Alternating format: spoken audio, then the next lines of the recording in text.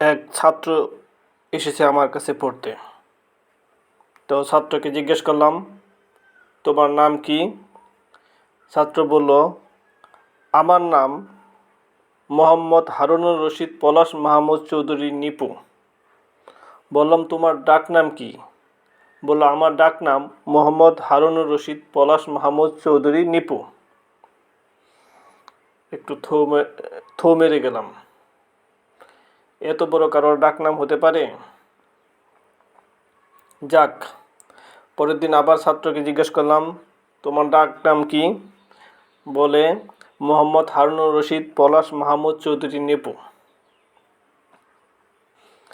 তারপর বললাম, তোমার এত বড় নামের রহস্য কি? সে বলতে চায় না, কিন্তু আমি তো নাছোড় বান্দা। শেষে বলল যে আমার বাবা মায়ের আমি একমাত্র সন্তান।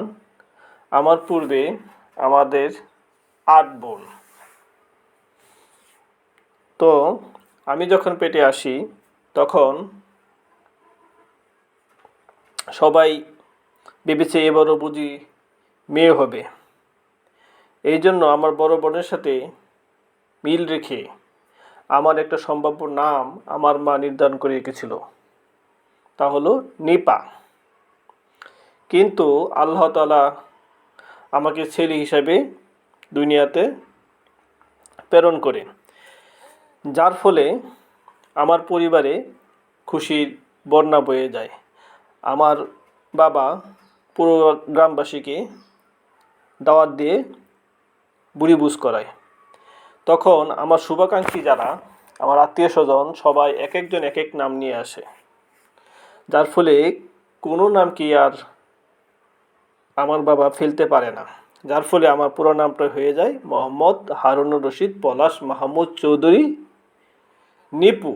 যেহেতু নিপা মহিলাদের নাম, ছেলেদের ক্ষেত্রে রাখা যায় না, এই জন্য নিপা থেকে আমার নামের শেষে নিপু যুক্ত হয়েছে।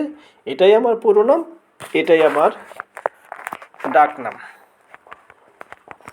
এখন বুঝতে পারলাম।